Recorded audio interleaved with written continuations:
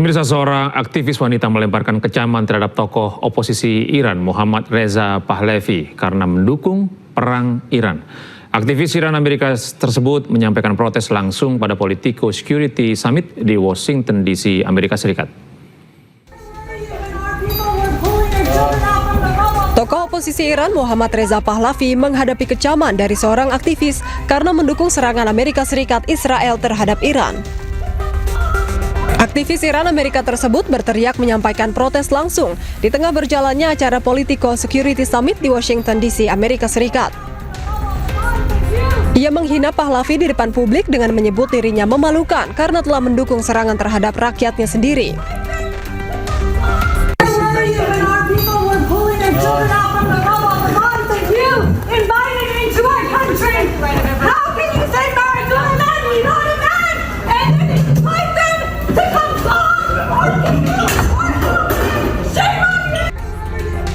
Namun Pahlavi tidak merespon sedikit pun terhadap kecaman tersebut. Aktivis wanita tersebut kemudian langsung diamankan keluar ruangan oleh para petugas keamanan. Pemirsa, Rusia merilis rudal terbaru mereka bernama Sarmat. Rudal tersebut memiliki daya jelajah hingga 35.000 kilometer.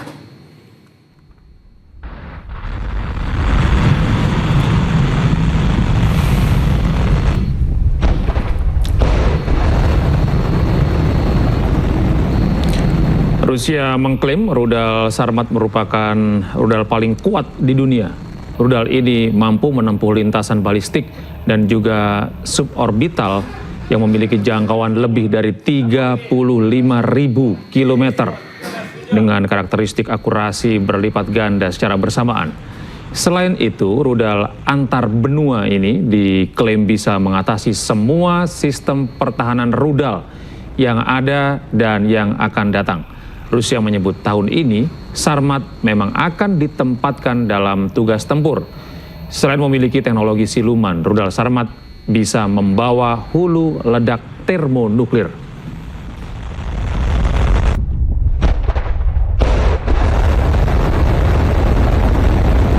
Системы. Во-первых, это самый мощный ракетный комплекс в мире, не уступающий по мощности стоящему у нас на вооружении ракетному комплексу «Воевода», как только что было сказано, еще советского производства. Суммарная мощность доставляемого боезаряда более чем в 4 раза превышает мощность любого существующего самого мощного западного аналога. Во-вторых, и это главное, ракета может двигаться не только по баллистической, но и по суборбитальной траектории. Что, в-третьих, позволяет обеспечить дальность применения свыше 35 тысяч километров с одновременно улучшенными в 2 раза характеристиками по точности. И, наконец, с возможностью преодоления всех существующих и перспективных систем противоракетной обороны.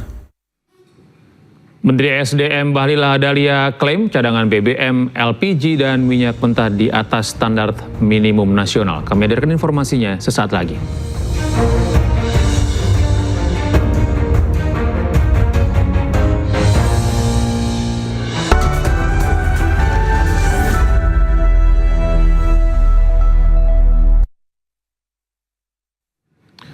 Pemirsa, setelah sempat terpuruk, rupiah hari ini ditutup menguat. Namun demikian, DPR akan memanggil Menteri Keuangan dan BI terkait kekuatan rupiah di tengah dinamika global saat ini.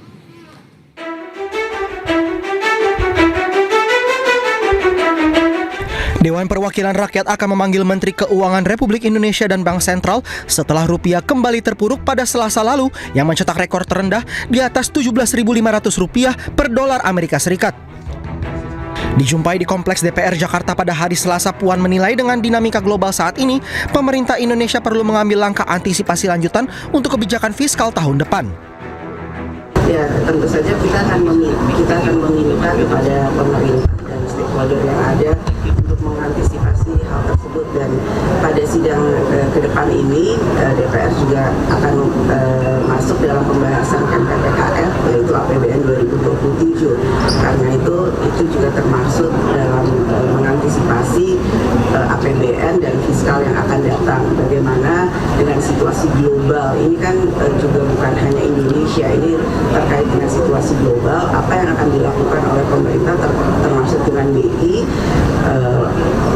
Situasi ini jangan sampai pengaruhnya itu nantinya akan membuat Indonesia jadi terpuruk. Sebelumnya Kementerian Keuangan dipastikan akan ikut membantu Bank Indonesia menahan pelemahan nilai tukar rupiah. Menteri Keuangan Republik Indonesia Purbaya Yudi Sadewa menjelaskan pelemahan rupiah masih berada dalam skenario yang telah diperhitungkan sebelumnya dalam penyusunan asumsi APBN. Ia menegaskan asumsi yang digunakan dalam perencanaan anggaran tidak jauh berbeda dengan kondisi nilai tukar saat ini, sehingga dampaknya terhadap fiskal masih dapat dikendalikan. Pada waktu kita hitung itu, kita asumsinya udah di atas asumsi APBN rupiahnya. Jadi nggak saya mungkin, tapi di atas itu nggak jauh amat dengan sekarang. Jadi APBN-nya masih relatif aman. Tapi kita akan kendalikan nilai, kita coba membantu nilai tukar. Kita membantu BI lah sedikit-sedikit kalau bisa. Diketahui per Rabu 13 Mei, rupiah ditutup di level Rp17.476 per dolar Amerika Serikat. Ini membuat rupiah menguat 0,3% dibanding penutupan hari sebelumnya yang berada di Rp17.529 per dolar Amerika Serikat.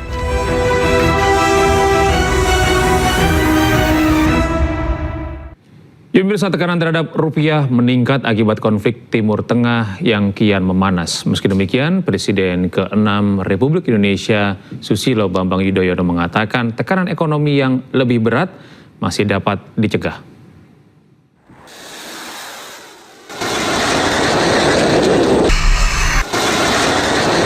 Pengamat ekonomi mata uang dan komoditas Ibrahim Aswabi mengatakan pelemahan kurs rupiah dipengaruhi ketegangan di Selat Hormuz yang kian memanas. Tak hanya itu, konflik yang terjadi di Timur Tengah semakin membuat indeks dolar mengalami penguatan sehingga berdampak terhadap kenaikan harga minyak mentah. Salah satunya adalah faktor eksternal yang masih menyelimuti pikiran masyarakat secara global, yaitu adalah perang di Timur Tengah, terutama adalah di Selat Hormuz. Kita tahu bahwa gencatan senjata, pudar, proposal-proposal yang diberikan oleh pemerintahan Iran ditolak oleh pemerintahan Amerika karena lebih menguntungkan dari Iran sendiri.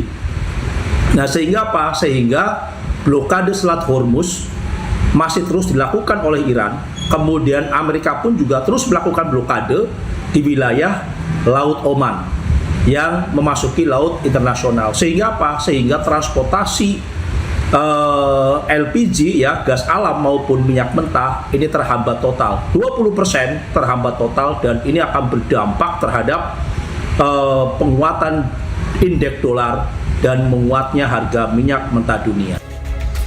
Sementara itu, melalui media sosial X, Presiden ke-6 RI Susilo Bambang Yudhoyono mengaku mengikuti perkembangan dan dinamika pasar. Ia mengatakan dinamika pasar modal maupun pasar uang kurang menggembirakan, namun menurutnya tekanan ekonomi yang lebih berat masih dapat dicegah. SBY pun menekankan di bawah kepemimpinan Presiden Prabowo Subianto, pemerintah, dunia usaha, para ekonom harus membangun kesatuan dan saling percaya. Pemirsa, Polda Metro Jaya akan menentukan nasib Roy Suryo dan Dr. Tifa terkait kasus dugaan fitnah ijazah palsu mantan Presiden Jokowi dalam waktu dekat. Kami akan kembali sesaat lagi.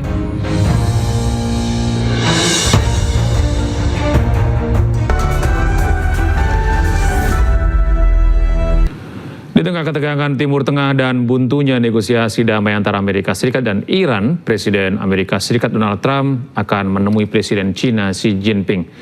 Menurut Duta Besar Republik Indonesia untuk China periode tahun 2010-2013, Imron Chotan, pertemuan Trump dengan Xi Jinping ini menjadi indikasi positif.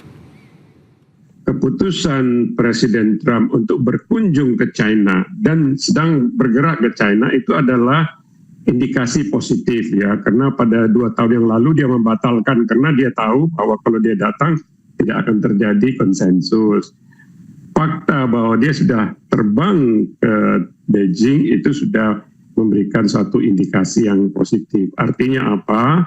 advance team sudah menyiapkan setidak-tidaknya mendekati beberapa objektif utama, yaitu apakah yang terkait dengan pembukaan Selat Hormuz, terus pengayaan uranium yang sebenarnya dijamin oleh NPT, Non-Proliferation Treaty, artikel 4, sepanjang dia diawasi oleh International Atomic Energy berdasarkan artikel 3 oleh NPT. Jadi mungkin sudah adalah arah-arahnya, tinggal bagaimana caranya agar pengawasan terhadap enrichment dari uranium itu menimbulkan kepercayaan baik kepada Amerika Serikat maupun kepada Israel. Karena masalah yang utama sekarang ini adalah trust deficit. Tidak ada tingkat kepercayaan di antara pihak-pihak yang bertikai. Nah, oleh karena itu saya melihat salah satu tugas paling sulit dari Presiden Xi Jinping adalah menumbuhkan trust itu. Apa yang dinamakan trust building.